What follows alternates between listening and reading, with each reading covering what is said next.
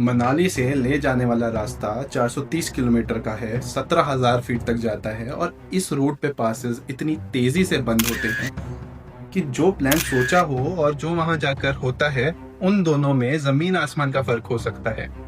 लेकिन जो मैं आज शेयर करना चाहता हूँ वो इस हाईवे की मुश्किलों के बारे में नहीं है। मैं आज बात करूंगा गता लूप्स के बारे में। मनाली ले हाईवे का एक सेक्शन जो 21 हेयरपिन बेंड्स के जरिए आपको नकीला पास तक ले जाता है। जो लोग इस रास्ते से गए हैं वो इस जगह को जानते हैं, लेकिन जो चीज सिर्फ कुछ लोग जानते हैं वो ये है कि गता लूप्स के 19वें मोड़ पर एक छोटी सी जगह है, पत्थरों से बनी हुई। वहां लाल झंडा लगा हुआ है और आसपास काफी सारी सील्ड वाटर बॉटल का एक ढेर पड़ा है। ये कहानी मुझे एक ट्रैवल ब्लॉगर के ब्लॉग से मिली है जिनका नाम है वर्गीस खान, जो मनाली ले रूट से कई बार जा चुके हैं और जिन्होंने इस हाईवे को उन दिनों जाना था जब ये रास्ता इतना भी पॉपुलर नहीं था। 2005 में जब उन्होंने पहली बार ये रूट किया तब यहाँ मोस्टली मोटरसाइकिलिस्ट या फिर एडवेंचर एंथुजियास्ट ही आते थे और जिन लोगों से रास्ते में मिलना होता था वो या तो लोकल्स होते थे या फिर वो लोग जो इस रास्ते को अच्छे से जानते थे। एक रात उन्होंने जिस्पा में कैंप साइट पर स्टे करना था। जिस्पा हिमाचल प्रदेश में है। केलोंग से पहले रास्ते में एक रात का स्टॉप। उनका ट्रैवल कंपेनियन शोएब दिन भर की ड्राइव के बाद थक कर सो गया था, लेकिन वर्गीस को उस रात किसी वजह से नींद नहीं आ रही थी। रात के 9 बज रहे थे। कैंप में कोई दूसरा गेस्ट भी नहीं था और फिर उन्हें बाहर से दिखा कि किचन टेंट की लाइट अभी भी जल रही है। वो किचन टेंट में गए तो वहां उन्होंने वो कैंप रन करने वाले आदमी को पाया और वो अपने लिए चाय बना रहा था। उसने वर्गीस को भी चाय ऑफर की और दोनों फिर वहां बैठ गए। वो व्यक्ति काफी बात उन्हें निकला, रूट के बारे में, जगह के बारे में, कितनी वहां ठंड पड़ती है, कब वहां का मौसम बदलता है, ये सब बताने लगा। वो पहली बार था जब वर्गीस इस रूट पर थे और ये सारी बातें उनके काम की थी। फिर वो आदमी एक सवाल पूछता है जिसने पूरी बात का रुख ही बदल दिया। उसने पूछा, गता लूप्स के बारे में जानते हो? वर्गीस ने सोचा वो हाईवे का वो सेक्शन पूछ रहा होगा जो अगले दिन उन्हें क्रॉस करना था, लेकिन कैंप साइट कीपर का मतलब वो नहीं था। उसने कहा, नहीं, मैं वो भूत के बारे में पूछ रहा हूँ, वो जगह हॉन्टेड है। वर्गीस ने पहले तो इसे मजाक में लिया। उन्होंने पूछा, कोई भूता बिल्डिंग है क्या वहां? कैंप साइट कीपर का जवाब था, नहीं, वो पूरा रोड का सेक्शन ही हॉन्टेड है। और तब कैंप साइट कीपर ने जो कहानी बताई वो वर्गीस ने रात को चाय के साथ सुनी, एक अंधेरी वैली में 2005 में, जब इस कहानी को जानने वाले लोग अभी भी सिर्फ लोकल थे। और आज मैं वो कहानी आप सबको बता रहा हूँ। ये अक्टूबर 1999 की बात है। एक ट्रक ड्राइवर और उसका हेल्पर, जिसे इस रूट पर क्लीनर कहते थे, रोहतांग पास क्रॉस करके लेह की तरफ जा रहे थे।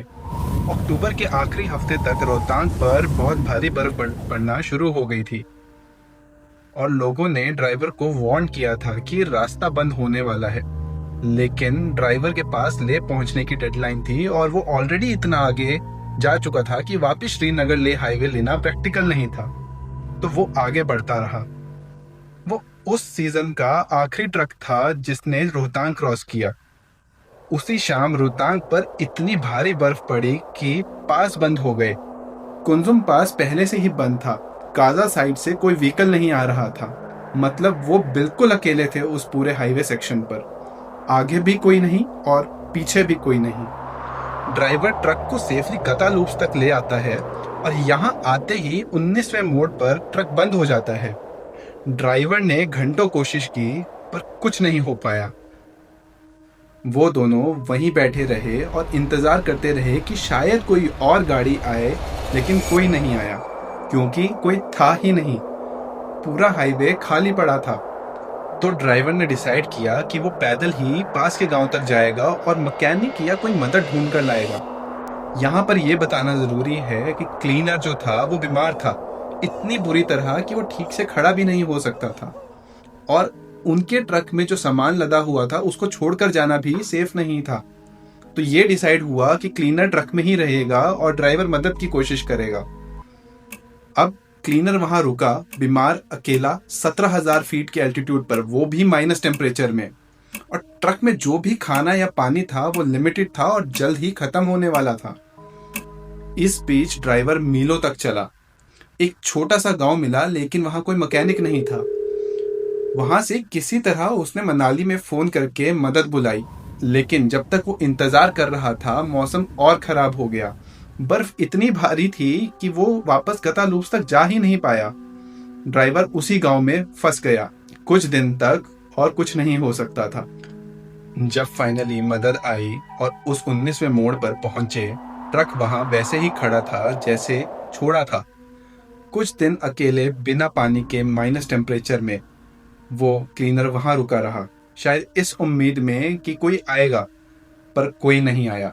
नतीजा, इस उम्मीद में उसकी जान चली गई। और तब जो हुआ वो इस पूरी कहानी का सबसे भारी हिस्सा है। उसकी बॉडी वहां से ले जाना पॉसिबल ही नहीं था। रोहतांग एक तरफ से बंद था, कुंजम दूसरी तरफ से बंद था। तो जो लोग वहां थे उन्होंने वही किया जो उनकी समझ में आया। उन्होंने उसकी बॉडी वहीं दफना दी, उसी 19वें मोड़ पर जहां उसकी मौत हुई थी। अगले साल जब मनाली लेह हाईवे दोबारा खुली, तब से जो रिपोर्ट्स आना शुरू हुई वो एक पैटर्न फॉलो करती थी। जो लोग गतालूप्स क्रॉस करते थे, कुछ लोगों ने 19वें मोड़ के आसपास एक आदमी को देखना शुरू किया। फटे कपड़े पहने हुए, कमजोर सा लगता हुआ एक इंसान जो हाथ हिला के गाड़ियों को रोकने की कोशिश कर रहा था। जो लोग नहीं रुके उन्हें तो कुछ नहीं हुआ, लेकिन जो लोग रुके और उन्होंने वही किया जो कोई भी करता। गाड़ी साइड में लगाई, बोतल उठाई और उस आदमी की तरफ बढ़े। अभी भी वो आदमी वहां था, साफ दिखाई दे रहा था, हाथ हिलाता हुआ, एकदम जैसे कोई आम इंसान होता है। जब बोतल इस आदमी की ओर बढ़ाई गई तो वो बोतल उस आदमी के हाथ के आर पार चली गई। इस आदमी ने वो बोतल पकड़ी ही नहीं, ना वो बोतल गिरी, बस उसके आर पार चली गई, जैसे वो हाथ वहां थे ही नहीं। ये कहानी धीरे धीरे फैलने लगी। लोगों में बातें शुरू हुई। कुछ लोगों ने कहा कि वो भूत है और कुछ ने ये सोचा कि शायद वो उनका मन का वहम था। लेकिन जो चीज सब में कॉमन थी वो यही थी कि वो आदमी हमेशा 19वें मोड़ पर दिखाई देता था और किसी भी जगह नहीं, बस उसी जगह जहां उसकी बॉडी दफनाई हुई थी। लोकल्स ने फिर एक काम किया, सिंपल, सीधा और जो उन्हें समझ आया। पत्थरों से एक छोटी सी जगह बनाई, एक लाल झंडा लगाया और वहां पर सील्ड वाटर बॉटल रख दी। फिर किसी और ने रखी और फिर किसी और ने, और ये सिलसिला सालों तक चला और इस रूट से गुजरने वाले हजारों लोगों ने, और जो भी ये कहानी जानता था, उसने वहां एक बॉटल छोड़ी, सिर्फ इसलिए कि वो आदमी जो बिना पानी के मरा था, शायद मरने के बाद उसे पानी के लिए तो ना भटकना पड़े। और उस पत्थर के ढेर के अंदर अगर आप कभी वहां गए हैं, आपने देखा होगा कि एक ह्यूमन स्कल भी रखा हुआ है। लोग कहते हैं वो स्कल वहां से ही आया, उसी जमीन से जहां उसकी बॉडी दफनाई गई थी। इस कहानी का एक और वर्जन भी है। इस वर्जन में वो ट्रक उसी मोड़ पर रुका था, पर वो खराब नहीं हुआ था। चढ़ाई में मदद करने के लिए वो हेल्पर ट्रक से नीचे उतरा था और पिछले टायर्स के पास जाता है। उसने पास से एक पत्थर उठाया और वो जैसे ही टायर के पास उसको अटकाने गया ताकि ट्रक को चढ़ाई में थोड़ी सी सपोर्ट मिल जाए, लेकिन इसी बीच ड्राइवर से अचानक से कंट्रोल फिसलता है और देखते ही देखते कंडक्टर पिछले व्हील्स के नीचे आ जाता है। वो थोड़ी देर तक जिंदा तड़पता रहा और पानी मांगता रहा, लेकिन जो ट्रक ड्राइवर था वो डर के मारे वहां से भाग गया।